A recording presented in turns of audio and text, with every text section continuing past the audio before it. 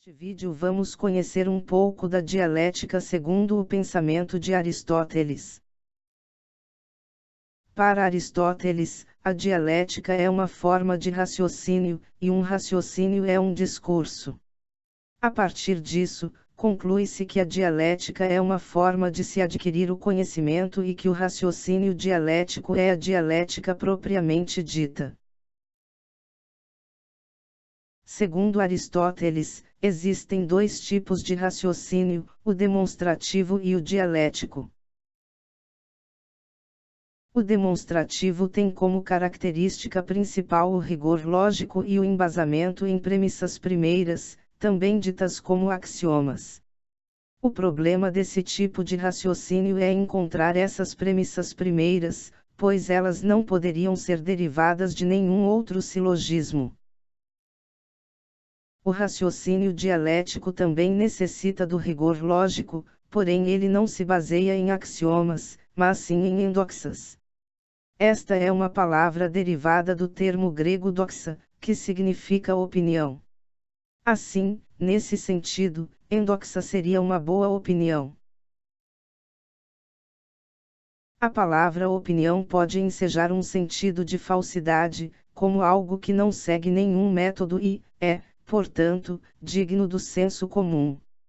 Porém, Aristóteles estabelece regras bem claras para saber se uma premissa é realmente plausível, endoxa.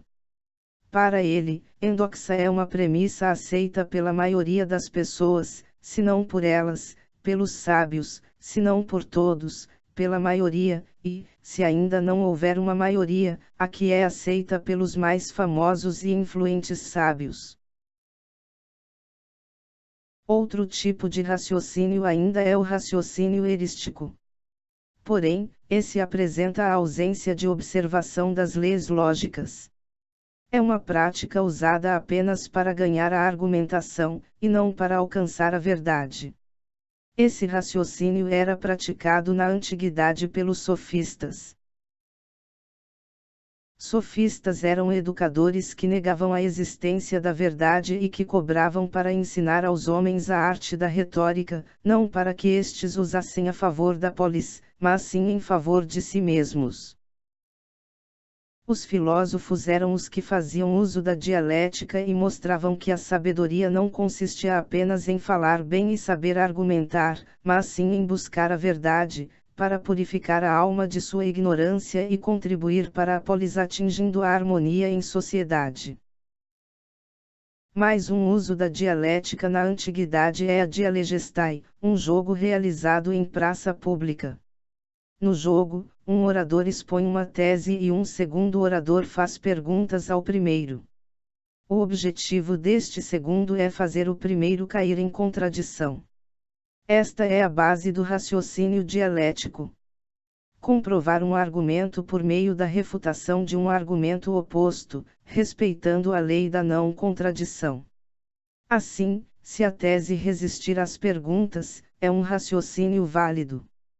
Se for provado que seu oposto é válido, ele cai em contradição e a tese inicial é refutada.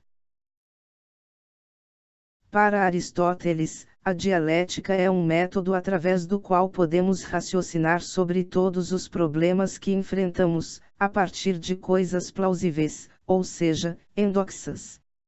O uso mais importante que o filósofo faz da dialética é o relativo às ciências filosóficas. Este uso da dialética é para fugir das aporias. Literalmente becos sem saída, muito comuns nos diálogos de Platão. Este método distingue o verdadeiro do falso e tem como objetivo conhecer e verificar todas as conclusões possíveis a que se pode chegar e medir o valor de cada uma. Há, nesse ponto, o uso cognitivo da dialética na investigação dos opostos.